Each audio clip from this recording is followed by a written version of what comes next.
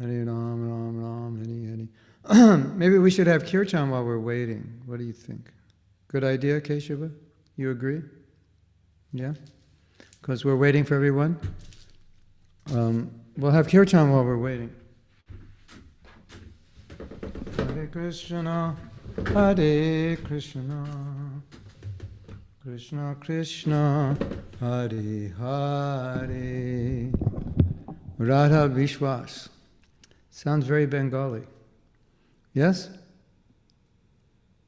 Kemonache? Can't speak. Okay. I can't unmute. Oh, no, I can't. Okay. You speak Bengali? My dad is Bengali. You don't speak Bengali? I kind of do. I'm trying to learn. Alpo? Alpo? That's little. Little. Bangla Janena. Bangla Janena.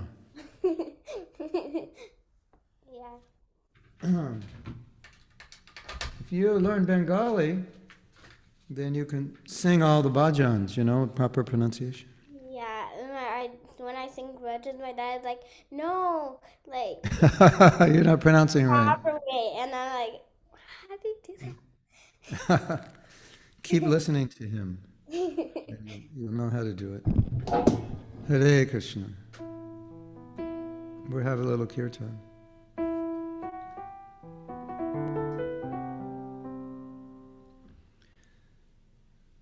Hare Krishna, Hare Krishna.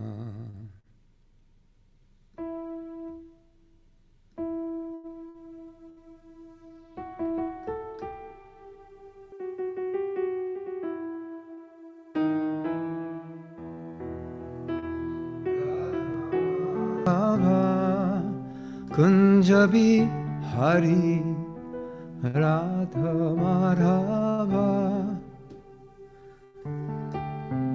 Kunjabi Hari Gopijana Vallabha Girivaradhari Gopijana Vallabha Girivaradhari Jasodanandana Braja Janaranjana Jasodanandana Braja Janaranjana Jasodanandana Braja Janaranjana Jasodanandana Braja Janaranjana Jamuna Tira Vanachari Jamuna Tira Vanachari Radha Madhava Kunjabi Hari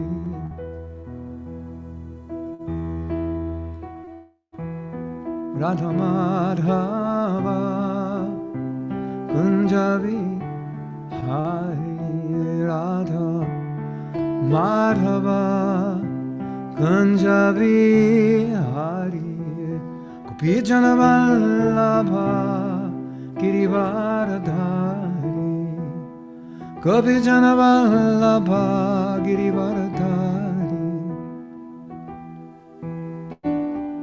Jasodanandana Braja Janaranjana Jasodanandana Braja Janaranjana Jasodanandana Braja Janaranjana Jamuna Tira Panachari Jamuna Tira Panachari Radha Madhava Kunjabi Hari Radha Madhava Kunjabi Hari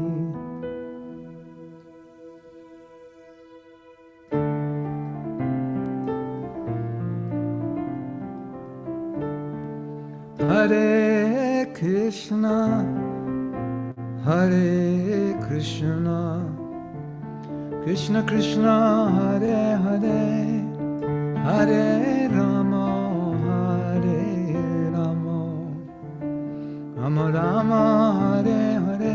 Everybody, you can sing.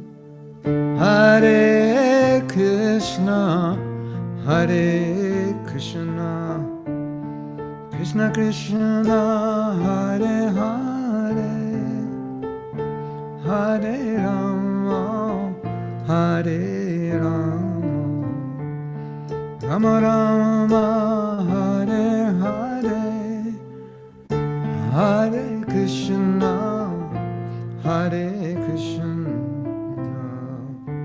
Krishna Krishna, Hare Hare, Hare Rama, Hare Rama, Rama Rama, Hare Hare,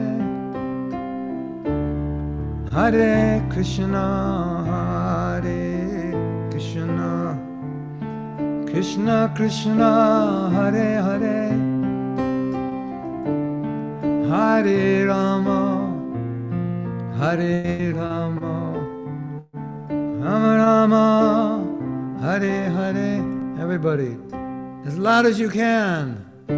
Hare Krishna, Hare Krishna, Krishna Krishna, Hare Hare,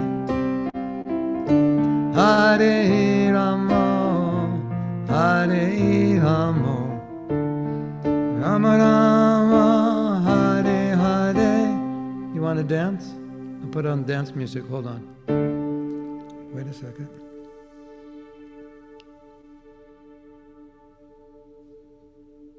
You ready to dance? Hare Krishna, Hare Krishna, Krishna Krishna, Hare Hare, Hare Rama, Hare Rama, Rama Rama, Hare Hare, Hare Krishna, Hare Krishna, Krishna Krishna, Hare Hare, Hare Rama, Hare Rama, Rama Rama, Hare Hare, Hare Krishna, Hare Krishna, Krishna Krishna, Hare Hare, Hare Rama, Hare Rama, Rama Rama, Hare Hare. Everyone.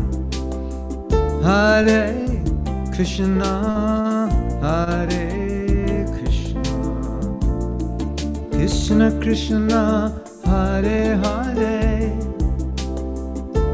Hare Rama, Hare Rama, Rama Rama, Hare Hare. One more time, everyone.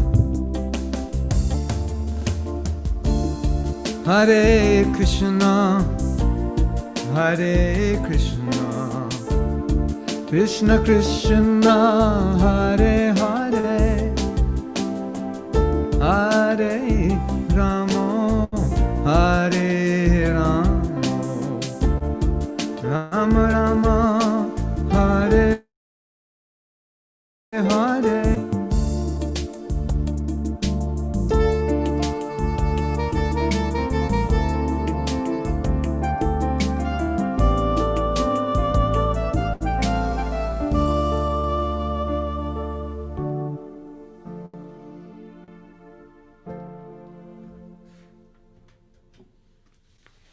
You like that?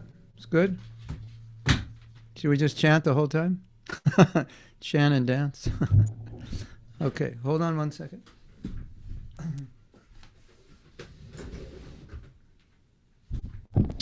So I need your help.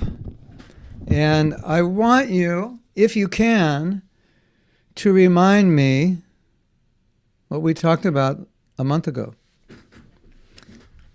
If you can remember what we talked about in our last class, you can just raise your hand, and then, even if you just remember one thing that we discussed. Radha Bishwas, she's going to tell us something.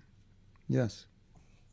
Yeah, not last week, last month, we talked about the Krishna's mind, like the prayerful mood of how to. Oh, yeah. And then we did an exercise where we Yeah, read different prayers yeah, and we chanted. Yeah. That was um that was to help us understand the meaning of the mantra. You remember that? yeah, And did we chant the song "Give Me Money, Give Me Money"? Do you remember that? Did we chant the song? So, did I tell you the story about the people who were chanting for money? Do you remember that story? Um, about these professional people were doing kirtan, and their motive was to chant so they become popular, so people would hire them to do kirtan at weddings or other ceremonies and events, and they would get paid for it. So they were chanting, but in their mind they were thinking, well, if we chant nicely, people will like us and they'll hire us and we'll make money. So Prabhupada said, they're not chanting Hare Krishna, they're chanting money, money. But I didn't give the demonstration, so now I will give you the demonstration. The normal kirtan that Prabhupada taught us goes like this. Hare Krishna, Krishna Krishna, Hare Hare. You know that melody? That's the one Prabhupada used. Hare Rama, Rama Rama, Hare Hare. But these people, they sounded like they were chanting Hare Krishna.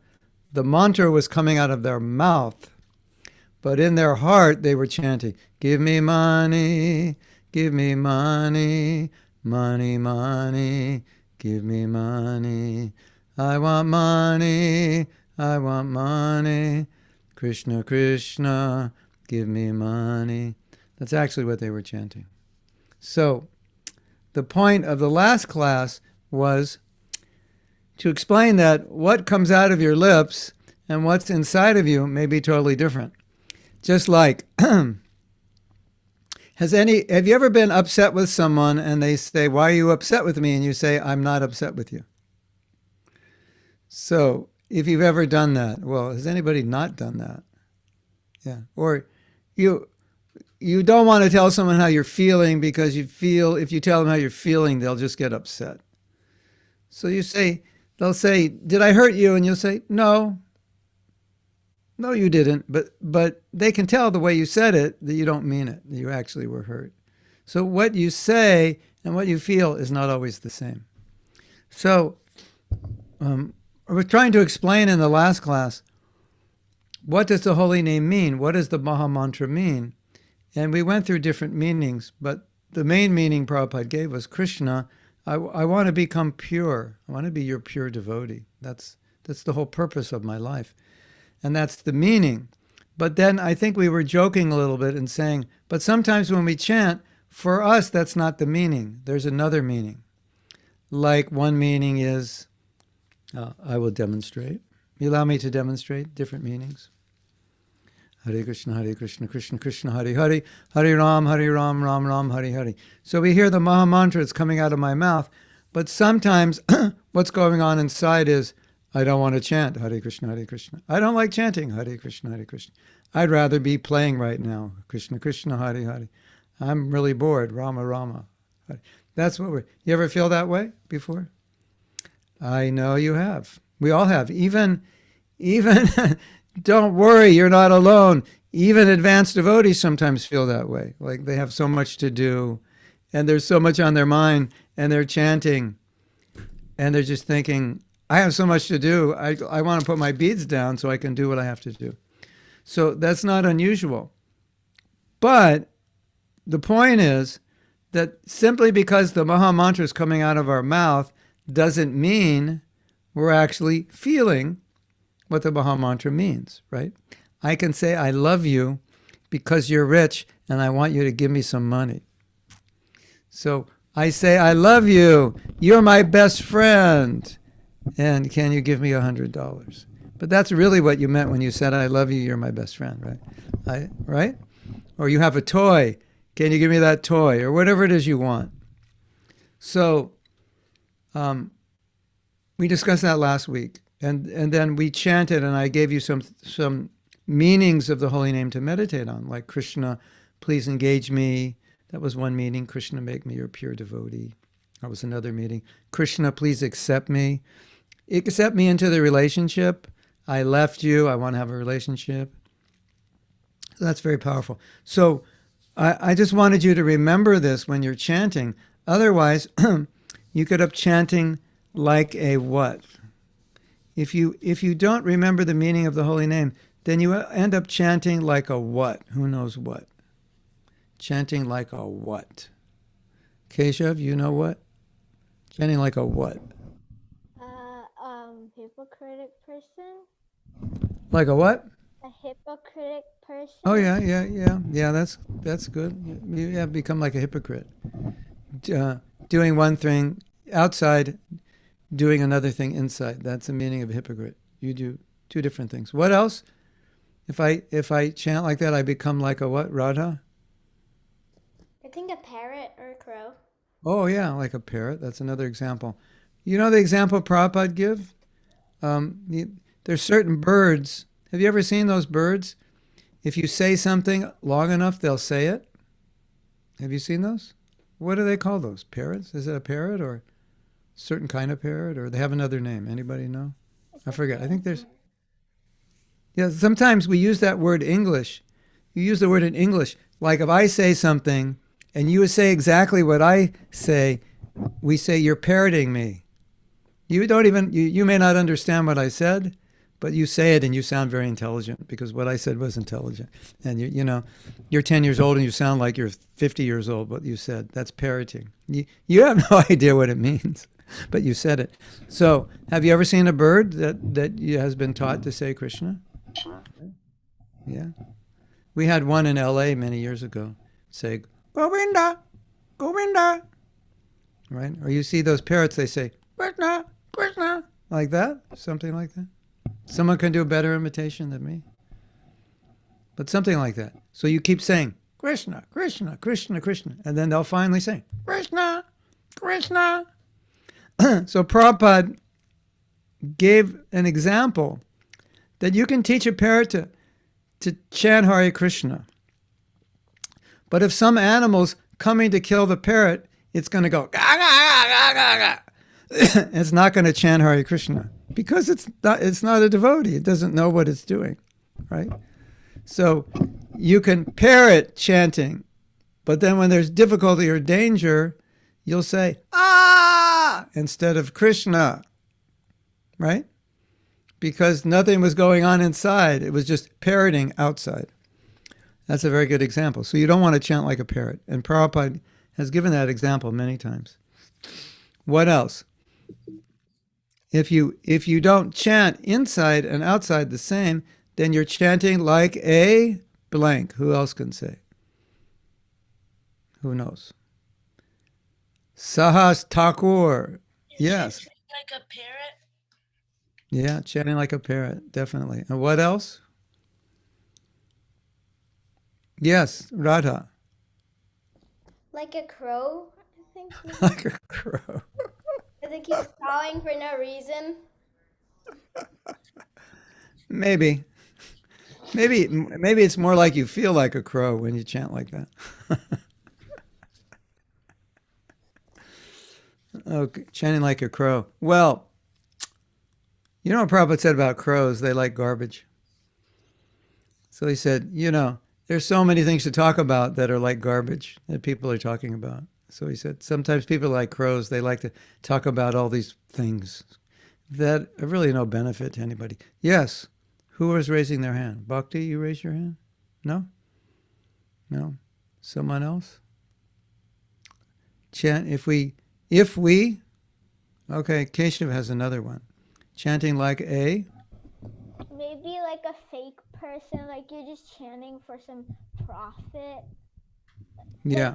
Because I read in the Leelamrita, one person, he came to Prabhupada and he just pretended he was in ecstasy and then he fell down. But he was chanting like fake. Oh yeah, he wanted chanting. Oh yeah, this is very good. Sometimes you see in India, if you're a sadhu, people appreciate that. They think, oh, He's a sadhu. He's chanting Hare Krishna. In America, if you sit down and chant Hare Krishna all day, people think, oh, why don't you get a job? Why don't you become famous? Why don't you make some money? You're wasting your time. But in India, if someone's chanting all day, people think, wow, this person is amazing. They've renounced. They think that renunciation, that's difficult. And this person did it, and he's chanting all day, and they think it's special. So there was a man who came to the temple, and he thought if he imitates that he's in ecstasy, then everyone will honor him as a great devotee. That's what he thought. So he came in the temple. There was kirtan, and then he started going, Krishna! And he fell on the ground like he was in ecstasy, because that's one of the symptoms of love is ecstasy. And one of the symptoms of ecstasy is you faint. And another symptom is you choke. So you can't say, Krishna, Krishna. You choke. Your voice chokes. Like if you're really emotional, sometimes you can't say anything. Like if you imagine someone put a gun right to you and said, I'm going to kill you. And then he said, what's your name? You probably couldn't even say it. You'd be so frightened, right? That actually happened to me once. But he didn't kill me, obviously. But he did put a gun in front of me. And it's hard to think when a gun's in front of you. I hope that never happens to you. But I'll tell you that story later. You probably want to hear that story, right? Why do they put a gun in front of me? Maybe I'll tell you later. You can remind me. So this man falls on the ground like he's unconscious. And the devotees, this is very early in the movement, they'd never seen this. They didn't know what to think. This guy's going, Krishna, Krishna, and he's on the ground and he's rolling on the ground. And they didn't know that he was just faking it because he wanted everyone to think he was like very elevated. That was total fake. And I have a really funny story. I don't know if you know this, but in India, if you're a sadhu, if you're very elevated, people will give you donations because they appreciate that you've renounced the world, you've dedicated your life to spiritual practice. And so crying is another symptom of ecstasy. Hare Krishna, and you're crying. Sometimes Prabhupada would chant Jai Radha Madhava and cry. Because if you have love, if you have enough love, then when you're singing about the person and when you're remembering the person you love, sometimes you cry. Maybe you've experienced that, or maybe you've seen that, or maybe you will experience that. And we saw Prabhupada do that. So if someone is on the street and they're chanting and they're asking for donations and they're chanting and they're crying, people think, this person is very, very advanced. He's chanting and crying. So there are people that are not sadhus. So what they do is they put on the dress of a sannyasi in the morning, like you go to work, put on a suit and a tie. They put sannyas dress. They go out on the street and they sit down and they chant, and they put chilies in their nose, little pieces of chili in their nose. And because the chili's in their nose, it burns, and they start crying. And then people think, he's a very elevated person. He's chanting Hare Krishna and he's crying, and they give money. Did you know that? True story. It's true. Can you believe that? They put chili in their nose, then they chant Hare Krishna, and they're just tears. It's all from the chilies, not from any love. Isn't that funny? So you are right, Keshav. Sometimes, was it Keshav? Sometimes people, they chant because they want to become famous for chanting. They want to be appreciated and honored. Very good. What else? Bhakti's going to tell us something. Yes, Bhakti. What do you think?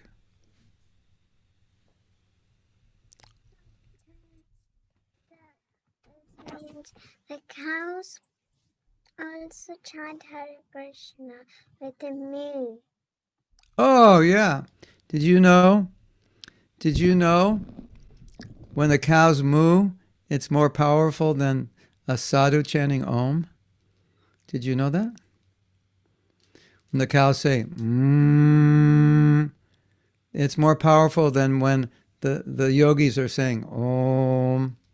And there's a cartoon, and it shows the cows next to a yogi, and the yogi's chanting Om, which is O-M, and Mu is M-O-O, right?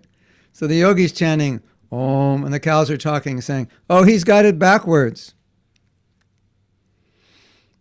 Because the mantra is actually Mu. That's the powerful mantra. So anyone says you should chant Om, say, better you chant Mu. It's more powerful. Well, maybe not you, but when the cow, I don't know if it works for humans, but it works for cows. And when the cows chant Mu, it said all the stars become auspicious. It changes the constellation. Isn't that amazing? Okay, so I was thinking of another thing. That Prabhupada said, if let's say I'm chanting because I'm supposed to, and we should chant because it's good for us, but inside we are feeling nothing, zero, nada. I'm just chanting. You ever been like that? You're chanting and inside is just like, how do you feel? And you say, I don't feel anything. You know? Sometimes that happens. I'm chanting. How does it feel? It doesn't feel. It feels like nothing. Or boring or something. So Prabhupada called that mechanical chanting. What did he mean by mechanical? Well, I'm going to tell you a story. You may not believe it, but I think it's true. And maybe you heard it and maybe you could believe it. But you know how we have many temples and we need pujaris to do arti, right? Well, in Buddhism, they also do a kind of puja, and they also need pujaris, right? But what's happening now in the world is that less and less people are becoming monks, because it's the monks that do the puja, because they live in the Buddhist, they call them monasteries, like ashrams. And they have deities of Buddha. I've seen them in China. They have lots of deities of different forms of Buddha. And they burn incense and they do some ritual, right? So you need pujaris. So, but the problem is less and less young men are becoming monks. Now they're becoming computer programmers, and they used to become monks. And, it was tradition in Japan and China. It's tradition that most of the young boys became monks. They lived in the monasteries, or many. So now they came to this point where they didn't have enough people to do puja. So guess what they did? Who could guess what they did? They created something to do puja. And it's not a person. That's kind of a hint. I think I gave it away. They created a robot. You were going to say robot, Keshav? Yeah, that's what I thought. Yeah. They created a robot, right? They programmed, so the robot can go like this. And the robot can pick things, because it's mechanically controlled with software, so it can pick up and do the arti, right? So, of course, we know what Krishna says, Patra Pushpam Palam Toyam, Yo Me Bhakta Prashati, offer me leaf, fruit, flower, water, with devotion. Don't just, that verse, Bhagavad Gita, Krishna says, offer me a leaf, fruit, flower, water. But then the next line he says with devotion. He doesn't say, well, just offer it to me and go to sleep. And it doesn't matter how you offer it. It says offer with devotion. So how much devotion does a robot have? How much devotion can you program into a robot? Bhakti's got it right. Zero. Zero. Or as they say in India, jiro. In Hindi, they don't have the word, the Z pronunciation. Did you know that? Z. If your parents are Indian, when they say zero, probably they say jiro. Because in at least in Indian languages, there's no Z, right? Like if you go to Vrindavan, in Vrindavan, if you've been there or you heard about it, there's a place called Loi Bazaar. You know what a bazaar is? A bazaar is a place, there's lots of shops. But they can't say Z. It's not in their language. So they say Loi Bazaar. We'll take you to Loi Bajar. Because there's no Z, that's why they say it. And sometimes you'll hear a lecture when Prabhupada said, for zero, he said jiro. I remember thinking, like, what? But then later I found out, well, there's no Z sound in any of the Indian languages, as far as I know. So they say jiro. Keshav, yes. So I got my DDs at Loi Bazaar, and when we went to India, like to Vrindavan, we got lots of shopping there. Sometimes devotees spend too much time in Loi Bazaar, don't they? You're supposed to go on parikrama to all the holy places, but sometimes Loi Bazaar becomes the holy place. Yes, Niva. You're going to tell us what deities you got in Loi Bazaar? You have to unmute. Unless, yeah, okay. You can speak. In Nepali, we call zero Suna. Suna. Say that again? In Nepali, Nepali. we call zero Suna. Suna. Yeah. It's the same in Bengali, right? Suno.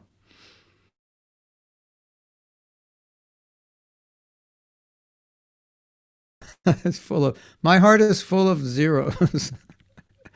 How much devotion do you have in your heart? Oh, suno. Nothing.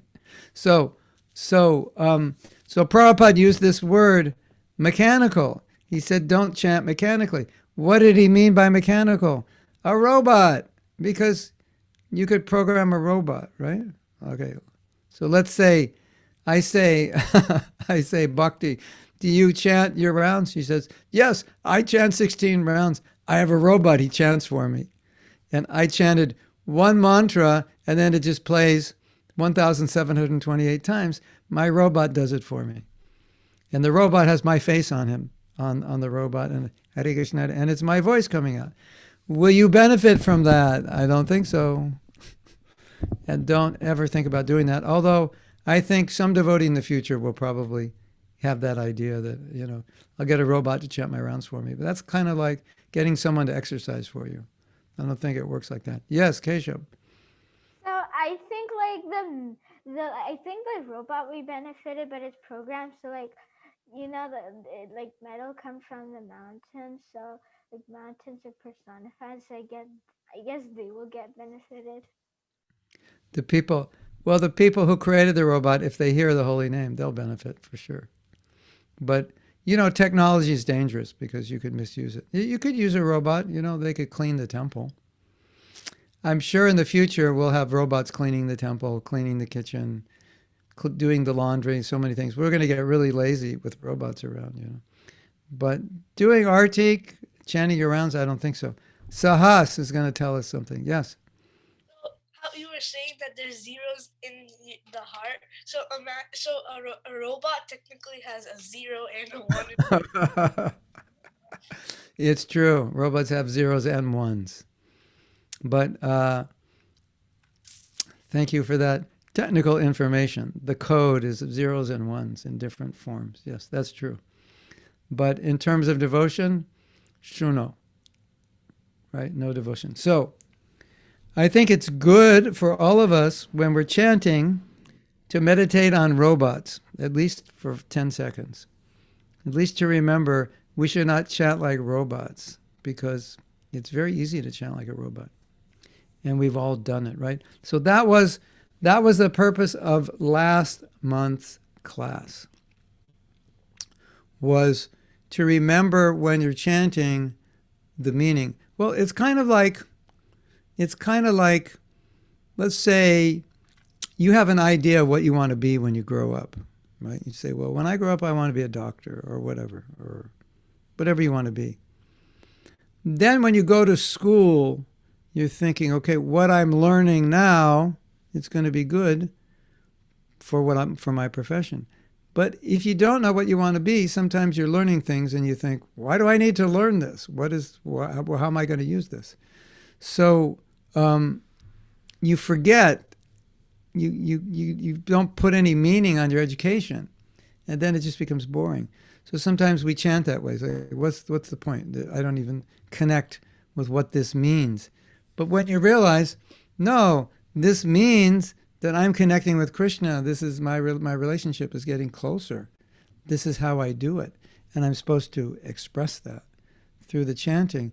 Then you won't be like a robot. Then you'll be feeling something. So the point was, well, there were many points, but the point was, if you remember what it means, you'll feel something when you chant.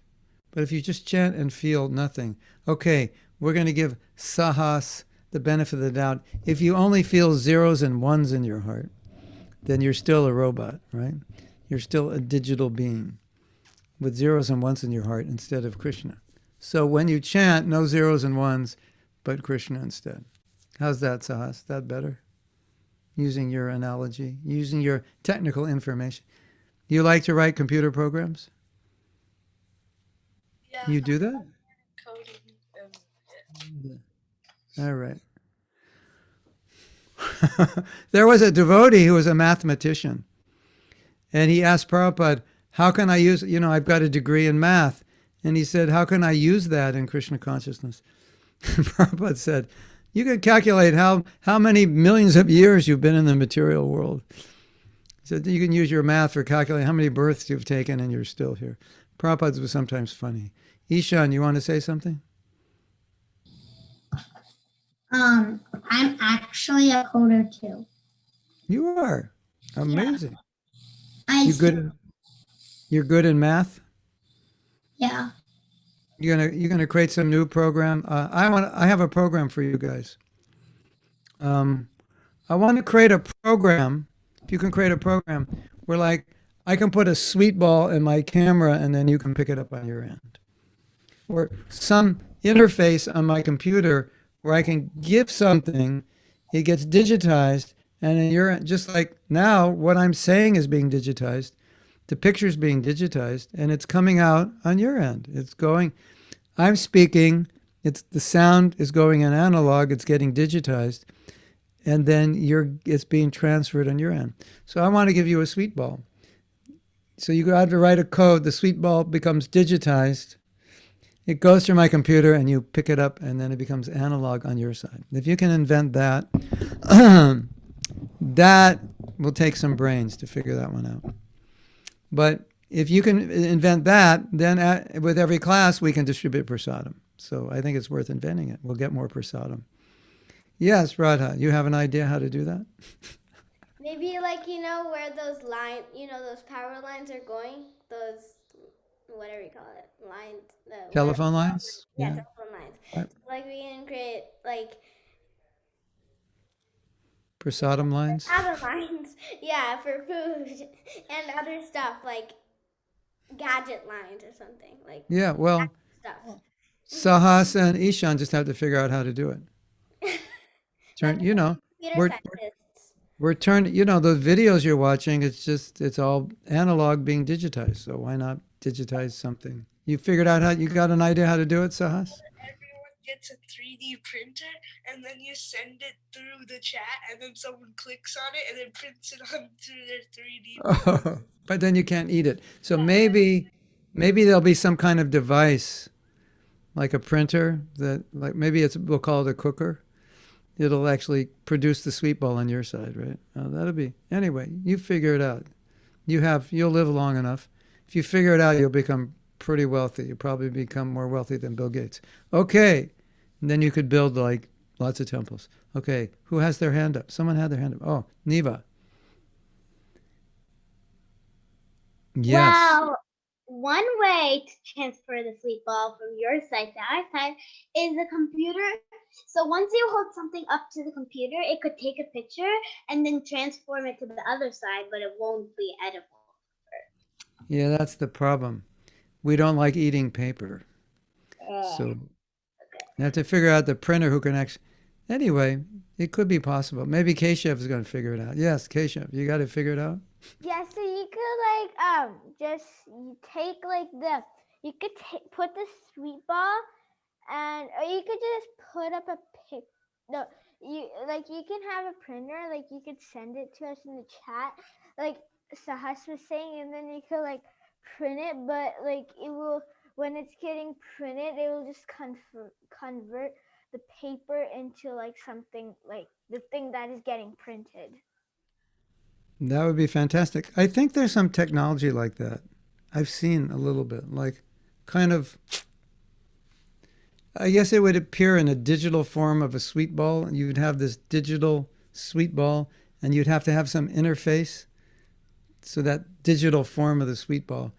Anyway, some smart guy somewhere in India or China or somewhere, Japan, will figure it out someday. And then we can have prasadam distribution on Zoom. That's the only thing missing from Zoom is prasadam distribution. Otherwise, we have kirtan, we have class. Okay, so that was a review of last month's class. Is there anything else we discussed last month you can remember? Keshava's got another idea. Yes, Keshav. So what you could do is have the real one, like the sweet ball, and then there could be some type of hole in your like the floor, and then you establish some type of power line which like goes faster than the Japanese bullet train, and it could just like send it really quickly. Like it could just like you could just put it over here, and then it just takes like some type of suction, and it just starts pulling it towards where you wanted to put it, and then it Hey, and then you it gets up. you reminded me of an idea that could work. You all become mystic yogis. And when you have mystic power, I just have the plate here, and you can grab it from anywhere you are in the world. That's how. Do you know that? Mystic yogis have that. That's one of the eight city. They have 8 cities, I believe. Asta city. They have 8 cities, and one city is they can grab anything anywhere from anywhere. And Prabhupada said that he saw a yogi and he grabbed a pomegranate from Pakistan or something. And then because their pomegranates weren't growing in India, he grabbed it and it was, boom, there's a pomegranate. Like magic, like a magician. It's like every was thinking, where did it come from? So if you all develop that mystic city, then I just have a plate, and then wherever you are, you can grab it. I think that would work better. What do you think?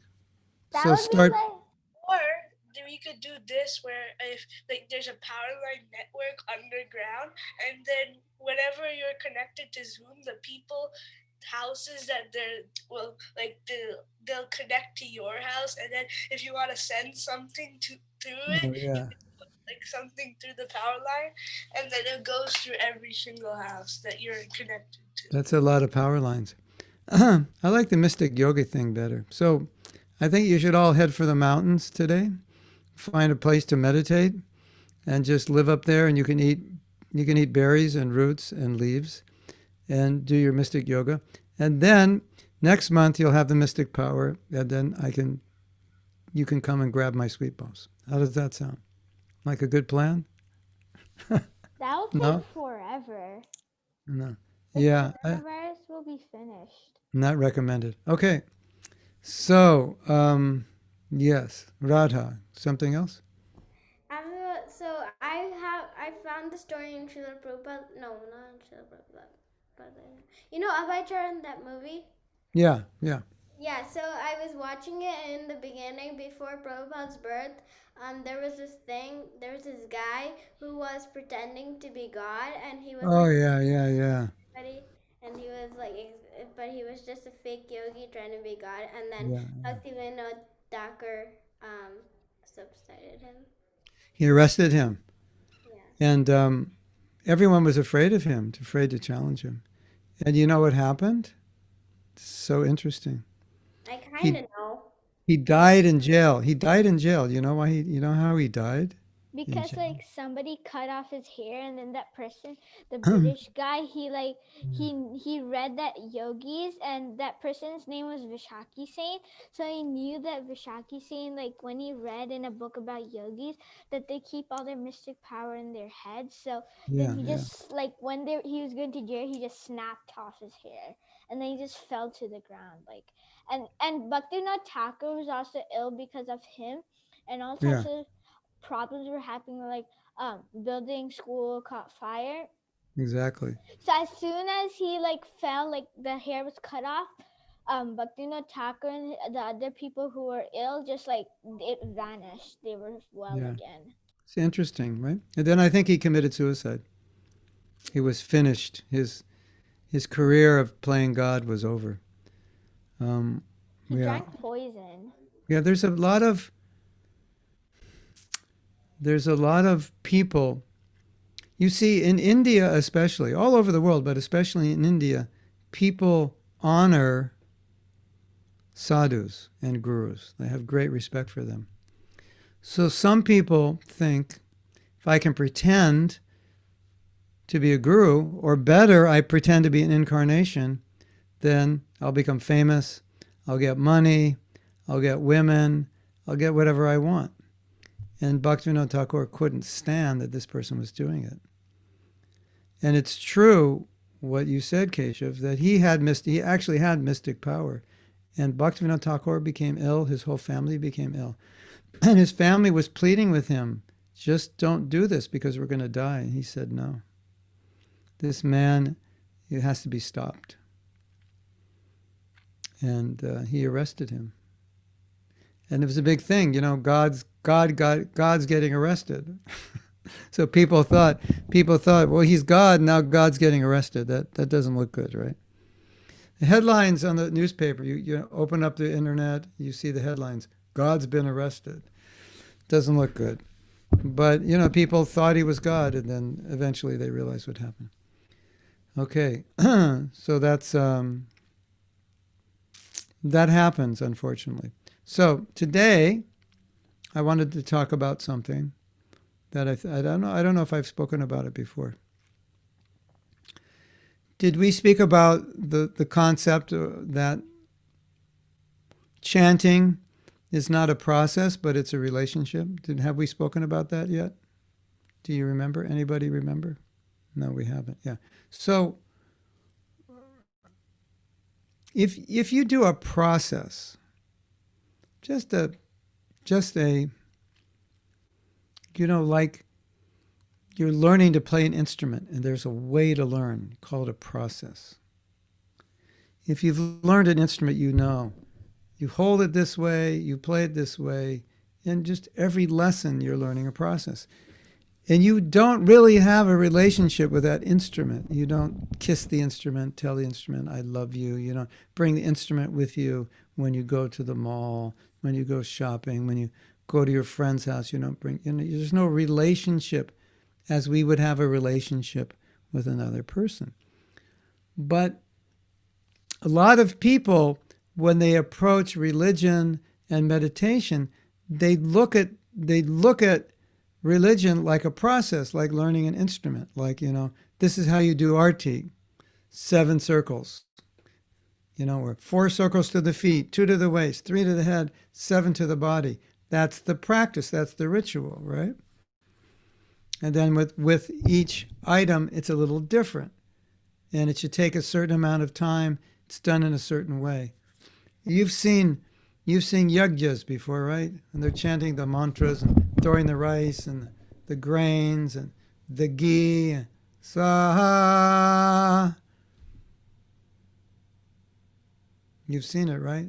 Everything precise, So some people, when they chant, they take chanting like it's just a process, like it's a meditation process. You have to sit straight, face east, pronounce it perfectly. Hare Krishna, Krishna Krishna, Hare Hare, Hare Ram, Ram. Sit straight, hold your beads up here. It becomes like a ritual. It's like, okay, I'm chanting Hare Krishna. Then they start looking like a machine, basically. Or like they're a Brahmin doing a puja, doing all the rituals and the dye and put this here and this there and that. You ever seen like those pujas go on for hours? You ever been to like a wedding or something? It just goes on, and they're doing millions of things. So some people look at chanting like it's a ritual, like it's a process. Just like some people look at arti like a process, like it's not about a relationship between you and Krishna, not about love, not about a relationship with the deity. It's just a process. We did 7 artis today. We're worshiping the deities. You know, we went through all the rituals.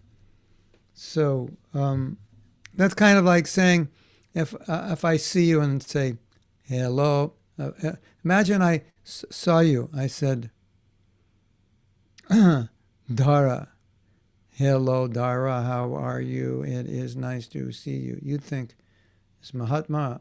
What's wrong with Mahatma? You know, is he like a, what do you call those? You know, what's the name of a person like that? An android? What? What do you call a person like that? Radha, you have a name? An android? A robot. A robot, of course, a robot. But you go imagine some science fiction movie where a person talk like a computer. Hi, how are you? Very nice to see you. You are looking quite nice today.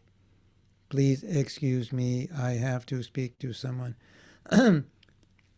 Hare Krishna, Hare Krishna, Krishna Krishna, Hare Hare, Hare Rama, Hare Rama, Rama. You imagine, so it's funny because when we're chanting Hare Krishna, we're saying, Krishna, please, please, I want to be a pure devotee. Krishna, please, please, I want you to accept me.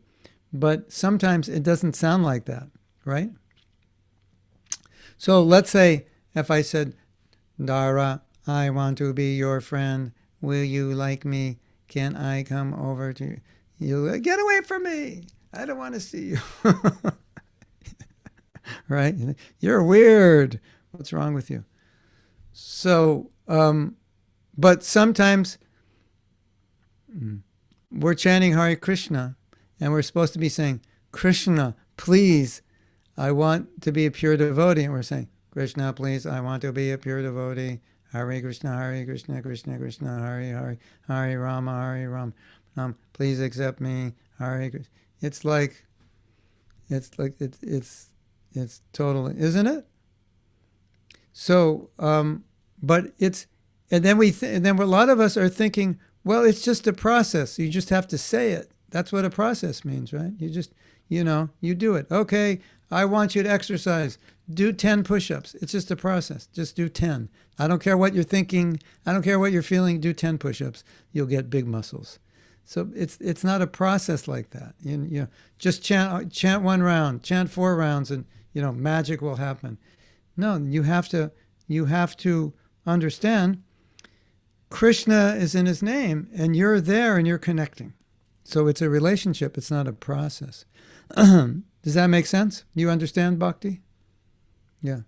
You know, it's like basically like having a robot do, you know, becoming a robot yourself and doing deity worship. 1, 2, 3, 4. Okay, let's get this done. 5, 6, 7. Finished. Now I can go on the internet and see my friends on Facebook. You know, that we don't want to be that way. So, something I want you to do today, tomorrow, this week. When you chant, I want you to record your chanting. And I want you to forget that you're recording it. So just like put your phone on record, forget you're recording, and just chant. And record a few minutes. Not the first minute or two. Wait till you're chanting for a while. Yeah, okay, let's start this over. Have your phone out, ready to record. Start chanting. And when you're kind of chanting the way you normally chant, put on the recorder, and then just forget that you're chanting. And record a few minutes. Right? Then I want you to listen. Not to how you're pronouncing, but I want you to listen to the mood. What does it sound like? Does it sound like, oh, Krishna, please, I want to engage you in your devotional service? Or does it sound like, oh, Krishna, please, I want to do something else other than chanting? You will hear that in your voice, right? And I'm going to demonstrate. You will hear it. You'll hear it in your voice. So let's say you're chanting like, you listen to your recording and it sounds like this. Hare Krishna, Krishna Krishna, Hare Hare, Hare Ram, Ram Ram, Hare Hare.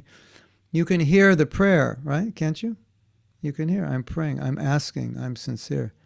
But what it could sound like this: Hare Krishna, Hare Krishna, Krishna Krishna, Hare Hare, Hare Rama, Hare Rama, Rama Rama, Hare Hare, Krishna Hare Krishna, Krishna Krishna, Hare Hare, Hare Rama, Hare Rama, Ram Ram, Hare Hare. So what does that sound like? Sounds like I'm. What does it sound like, Radha? I'm so bored. I want to stop, please. Oh, Krishna, please engage me in your service. Make me a pure devotee.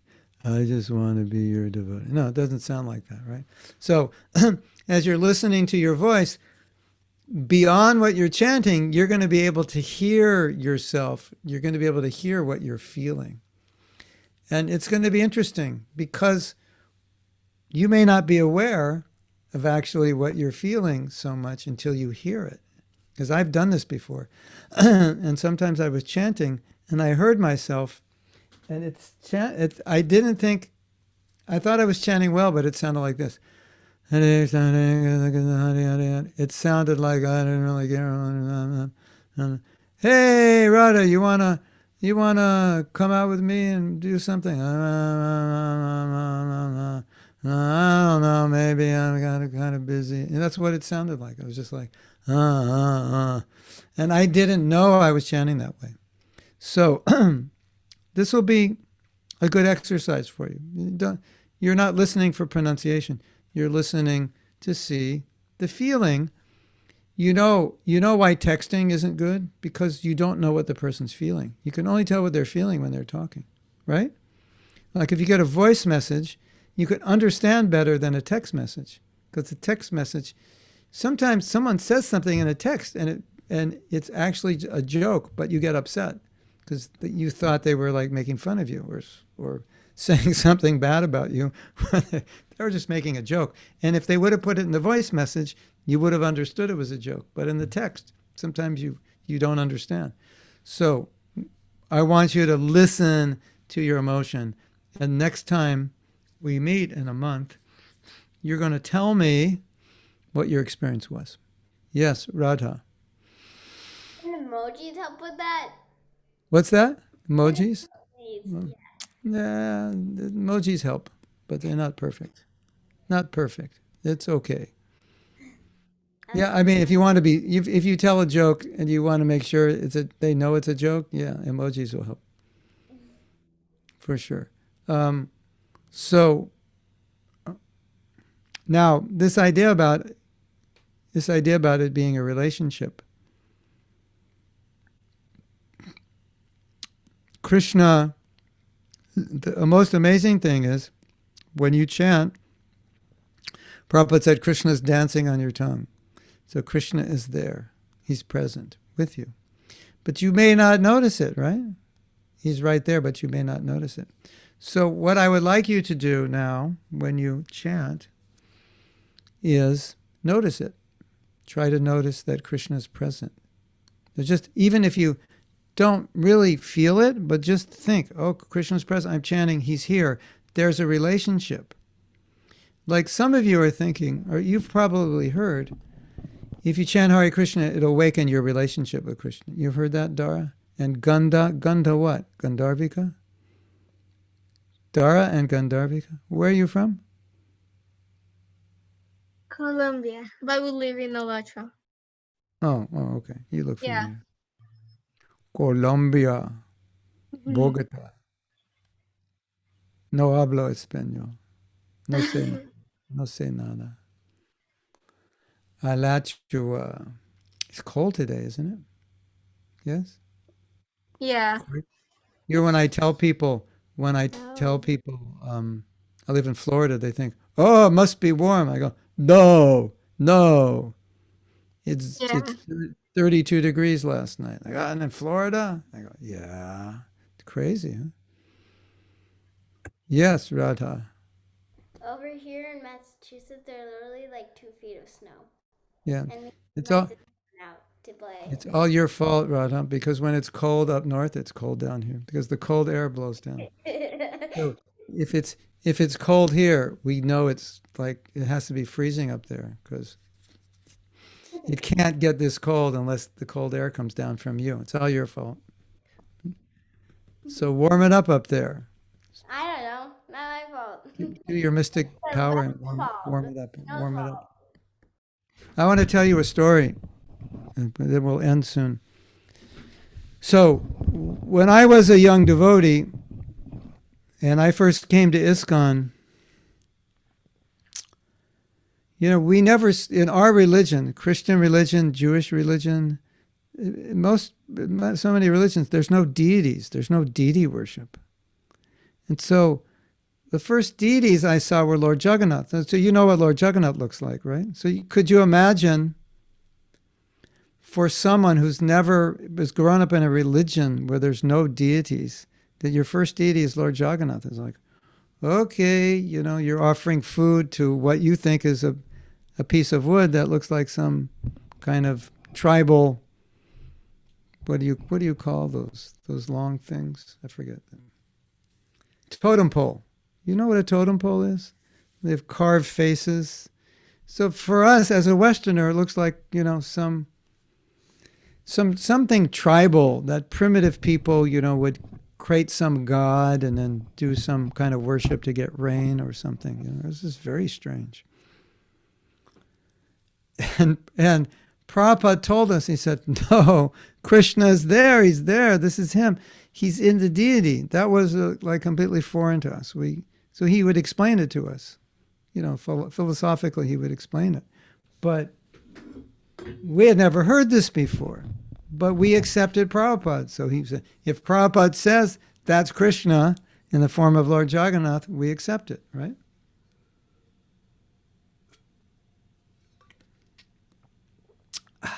Turmeric and cinnamon. Doesn't taste good, but it's healthy.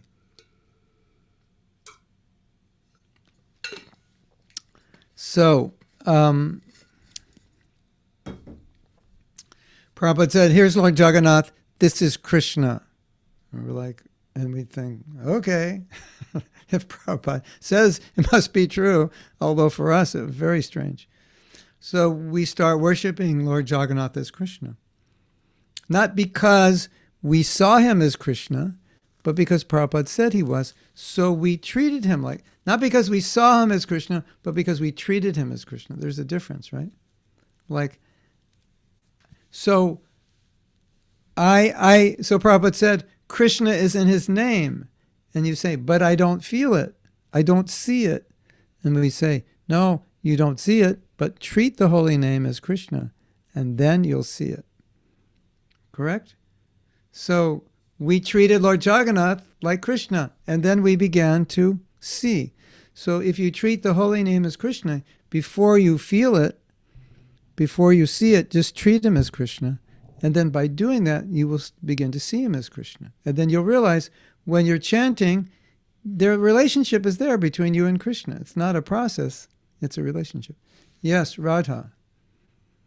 What do you have to say about that? I just couldn't unmute myself. Okay, but I heard this story that this teacher was telling the students, God doesn't exist, God doesn't exist. If you can't see him, then she asked, Right. can you see him? They said no. Can you feel him? He said no. Can you smell him? He said no. So then one girl came up to the teacher and said, can you see our teacher's brain? And they said no. Can you feel our teacher's brain? He said no. And then, can you smell our teacher's brain? They said no. So then she said, so then it's pretty much good that our teacher's brain doesn't exist. It was funny. My dad told Yeah. me. I think it wasn't it intelligence? Can't see your intelligence? I thought it was brain. I don't know. Maybe. Because your brain, you could scan it and see it. He goes, yeah, you can scan my brain, but the intelligence you can't scan. Well, same. You can scan Krishna. You can feel Krishna. Yeah. That's Yeah. also. I mean, so the point is you can see that he has a brain by how he acts. Yeah. So, yeah. Sometimes you can't see Krishna or feel Krishna, but you have to, if you treat him as if he's there, then he reveals. So if you're chanting Hare Krishna, you say, well, Mahatma Prabhu said that Prabhupada said that Krishna's dancing on my tongue, but the only thing dancing on my tongue right now is my desire for a sweet ball. I don't feel Krishna dancing on my tongue. I want other things dancing on my tongue, like rasgulla or something. But then you just think, no, but Prabhupada said Krishna's dancing on my tongue. So I will chant with that knowledge, that belief, that acceptance, even before I feel it. And then one day you'll be like us. I'll tell you one more story. This is an amazing story. One of the most amazing stories you'll ever hear. You want to hear it? This has never happened before, and I don't think it may ever happen again. That I was in a temple that was sold, and we had Radha Krishna deities, like, 4 feet, 4.5 feet. And after we sold the temple, we didn't have a new place that was suitable to worship the deities. So those deities went to another temple, and we asked them if you can take care of these deities and until we get a new temple. And we decided we'd build a new temple. So it took 6 years. It took 6 years before we could bring the deities back. So we called them up. I was actually temple president. And we called them up and said, well, the new temple's ready, so we need you to bring the deities back. What do you think they said? They said, no way. We're not going to give you the deities. And we said, what do you think we said? We said, those are our deities. You can't keep them. And they said, but they've been here for 6 years. We're all attached to the deity. They said that. We can't let them go. We're attached to the deity. And we said, but we've been missing them for 6 years. But we're attached. We actually had a fight to get them. And you know the story of Krishna leaving Vrindavan, how much the gopis' hearts were breaking? You know that story? Krishna had been in Vrindavan about 8 years, and then he's leaving. Could you imagine if you were a Brajbasi and Krishna's leaving after 8 years? How would you feel? So the temple finally agreed, because there are deities, they couldn't really keep them. They finally agreed on Janmashtami they would bring them over. This was Janmashtami, I think 1991 or 1992. And so they brought them over, and it was like Krishna leaving Vrindavan. They were in so much pain that after 6 years, could you imagine Dara Gandharvika if someone came to Alachua and said, actually, Radha Shama Sundar belongs in such and such a place, belongs in New York, they're on loan. And nobody here knew that, and they present the history, and we research it and said, it's true. These deities were on loan. Could you imagine what it would be like if they actually left? It would be like Krishna leaving Vrindavan. So that's actually what happened. And so there we could see that all these devotees who in the beginning didn't know anything about deity worship and who weren't attached to Krishna, now, because they were doing the deity worship, they became attached to Krishna. So even if you don't realize the holy name, Krishna's in his holy name, but at least you treat the holy name like Krishna's in his name, just like we treated the deity as it was Krishna before we could understand. You will more and more realize Krishna in his name. And someday, Neva, Radha, Sahas, Arna, and all of you, someday you won't be able to stop chanting. Because if you realize Krishna's in his name, how would you ever be able to stop? It'd be impossible, right? I mean, just imagine bhakti, imagine if you chanted Hare Krishna and you realize Krishna's right here next to me, you wouldn't be able to stop chanting. Your parents would say, it's time for lunch. And you'd say, Hare Krishna, Krishna Krishna, Hare Hare. They say, time for dinner. You'd say, Hare Krishna, Krishna Krishna. It's time to go to sleep. You'd say, Hare Krishna, Krishna. Time to get up. You say, Hare Krishna. You'd be like, if you could see Krishna in his name, that would be amazing, right? And that's why Takaharidas could chant all day, because he saw Krishna there. So like what if you chant and you see Krishna, why would you want to do anything else? Nothing else could be any better. So that's something to think about. And so your homework for this month, at least one day, you're gonna do what? You're gonna record yourself. Then you're gonna listen to yourself and you're gonna analyze. And then if your analysis is, I sound like a robot, or I sound like a brick, or I sound like a frog, or a parrot, or a crow, or whatever, then work on it, and then maybe a week later, record yourself again, see if it's getting better. Because once you correct yourself, you can try.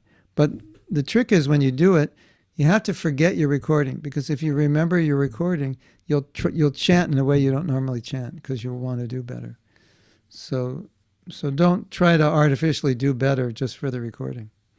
Just chant the way you normally chant. And if it sounds like Hare Krishna, Hare Krishna, Krishna Krishna, Hare Hare, Hare Ram, Ram Ram, Hare, then you know you have work to do. Because it's supposed to sound like Hare Krishna, Krishna Krishna, Hare Hare, Hare Ram, Ram Ram, Hare Hare. Right? Prayer, like, does it sound like I'm actually asking for pure devotional service, or I'm complaining? Why Hare Krishna, Hare Krishna? Why do I have to chant Krishna Krishna, Hare? I don't like this. Hare Ram, Ram Ram, Hare Hare. Why is my mother making me chant Hare Krishna, Hare Krishna? It'll be interesting to see what you hear in the emotion that you put in your chanting. Okay? So that'll be fun for your homework. And then Arna wants to say something. Yes. Can you tell the story of like the gun? Oh, the gun story. You want to hear the gun story? Who wants to hear the gun story? The time the gun was pointed at my head. Oh, yeah. Okay. All right. Thank you for reminding me. Well, that was probably still maybe when Prabhupada was here, or shortly thereafter. We had a mobile home. I think we had a mobile home. Yeah. We had a mobile home. Or we had a van. We were traveling on Sankirtan. So when you travel in a van on Sankirtan, sometimes you sleep in your van. Like 3 or 4 of us. The van is wide enough. If the vans are like 6 feet wide, then you can sleep across 4 or 5 people. So that's what we would do. But if you sleep in a van, how do you take a shower? How do you use the toilet? You have to find a place. Sometimes we used to go to car wash and just, instead of wash a car, we'd wash ourselves. Or we'd have a hose and we'd find a spigot and we'd put a hose in, we were young and a bit crazy and we didn't care. But so this one day we were driving down the road. It was like 4 a.m. We were on, we just got up and we wanted to shower. And there was a RV park, and the RV parks have bathrooms with showers. The RV park is where you take your motorhome in and you hook it up to electricity and water and sewage, and you pay them and you stay there. But we didn't want to stay there, and it was 4 a.m, so we just drove in. I'm not going to wake anybody up at 4 a.m, so we just drove in and we went to the bathroom. And we were in the bathroom, like using it, taking showers and like that. And the owner of the RV park came in with a gun, and he pointed the gun at us. He said, "What are you doing here?" It was kind of scary to have a gun pointed at your head. You could imagine, right? But we weren't that afraid, because we said, well, it's 4 a.m. We don't want to wake anybody up. We're just using the bathroom. And he's like, "Get out of here right now." And he had this gun after us. So, not such an exciting story, but that's my gun story. And I lived through it. Yes. But we got our showers taken anyway. That was kind of an exciting morning, you could say. Yes, Radha. I heard in the Hare Krishna movie, I think you were speaking of the Hare Krishna movie. Yeah. You're one of the speakers. I heard like think like there are people who were trying to deprogram you guys, like Yeah. about preaching, and Yeah. then so is it like something related to that kind of No, thing? this was different, but in the early days of our movement, before people really knew what we were, if you would go to a place like a small town, small towns tend to be like very conservative. Places like Los Angeles, New York, San Francisco, they're very liberal. So if you walk around San Francisco with a dhoti on, nobody even will like notice you. But you go in a little small town, walk around in a dhoti in a little small town in Texas, people call the police on you. So it was more like that people didn't know who we were, and they'd see people shaved head and dhoti, and they would, I was driven out of town once by the police. I was approached by the police once on a Japa walk. What are you doing? Someone called about you. It was like that. They didn't know what we were. They thought we were dangerous or something. So I can tell you more stories next time of running away from security guards in malls, because I went to jail many times on Sankirtan. Yeah, get arrested. They're trying to stop us from book distribution. So one way to stop us is arrest us. Did you escape from the jail, or did they just let you out after the term completed? I think one jail I was in, mostly I'd get out that day or the next day, but one, I think I was in 5 days. Wait, you never escaped? Like, try escaping? Don't try to escape jail, because if you get caught, you're in big trouble. You have to escape through legal channels. Yes, Radha. Wasn't like Shamasundar Prabhu like the Shamasundar Shamasundar was different because he had done something illegal. We were just doing book distribution, and they were, telling us, the police were saying, you're not allowed to do this. And we'd say, well, we have the freedom of speech in America, so we can do this. And they'd say, well, if you continue, we'll arrest you. And we'd say, okay. Because if we get arrested, we could take it to court, and then we prove that we have the right to do it. And there's one brahmachari, he was at the airport, and the airport, the security guard at the airport said, he caught him, he brought him up to his office, and he said, you can't do this here. If I catch you again, I'm going to arrest you. And you know what the brahmachari said? He said, I'm never going to stop distributing these books because these books are so important. And if you want to arrest me, that's okay. I don't mind. I'm not married. I don't have children. I don't mind going to jail. But when I get out of jail, I'm going to come back here and distribute books at the airport. And so the security officer at the airport, he couldn't believe what he just heard. He said, this guy is amazing.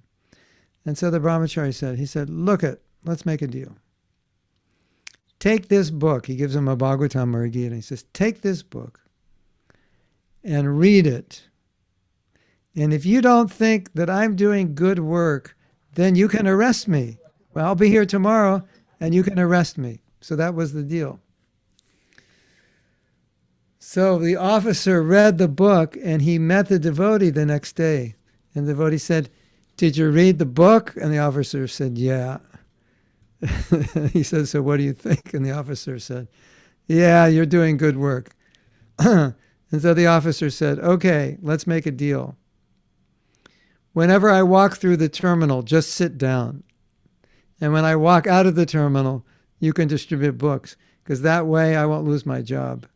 But if I'm in the terminal and you're distributing, then it's my fault. I think you're doing good work, so I'll pretend like I don't know you're here. So just when I walk through the terminal that you're in, just stop. And when I walk out, you can start. So he actually let him distribute. Nice story, huh? Okay, we're going to end now. We didn't get to chant at all, but we had a good time anyway. And you learned something, right? Did we have fun? You had fun, Dara? Gandharvika? Oh, yeah. Yeah. Too much fun. We had too much fun today. Okay. I just joined. I'm new here. You just moved? You just joined? You're new Yeah. here, yeah. No, You do it. I just joined this meeting. I don't even know. I'm How you- new to this Yeah. meeting. Yeah, I've well, joined other meetings, but never this one. I'm new to this one. we have them every month. Somewhere we have the recordings of the old meetings, probably on my YouTube channel, Mahatma Das YouTube channel. You might find the old meetings there. Old meetings? We've had, is this our third meeting? Second or third? What is it? Third, maybe? Third Fifth, meeting. Prabhu. Fifth! Does Yes, that Prabhu. does that include the one we had at my house or the fifth Zoom meeting? Fifth Zoom meeting, Prabhu. Oh man, I have a bad memory. Yeah, this is the fifth. Time flies. Okay, number 5. In a few more meetings, you'll all become pure devotees. Guess what? I give up. You know, in the beginning when you said about transforming a sweet ball to another place? Yeah, yeah. You figured out how to do it? Not really, but I can probably find out by testing out a coding app of mine. Okay. And trying to see if it will work. Okay. Send me the sweet ball. I'll let you know. Okay. Keshav will help you, and Sahas Thakur. You all start a company. Maybe start a company called Sweet Balls Incorporated. Can you tell Digital us sweet like balls. the Neva? Can you tell us the program, like whatever? It's called Scratch. It's called Scratch. Yeah, I know. Fun. I know how to use Scratch. I don't think that will really work. But Maybe I need to give an easier assignment. That's kind of a hard assignment, isn't it? It's a very easy app because you just need code and an animated caricature. Yeah, All right. it's pretty easy. All right, you can start with a digital sweet ball, and we'll work our way up from there. Okay. All right, I'm gonna go, and nice to see all of you. Thank And you. You see, there's Bye. if you look at the chat before we go, look at the Another chat, link. I saw Yeah. the link. then you Thank can you. see Thank the you, old Prabhu. classes. Thank you. Okay, you're welcome. Hare Krishna. We'll see you next week. Bye. Thank you. We'll see you at the temple. Bye. Hare Krishna. Hare Krishna. Hare Thank you Bol. for bye. You're You're welcome. welcome. Bye.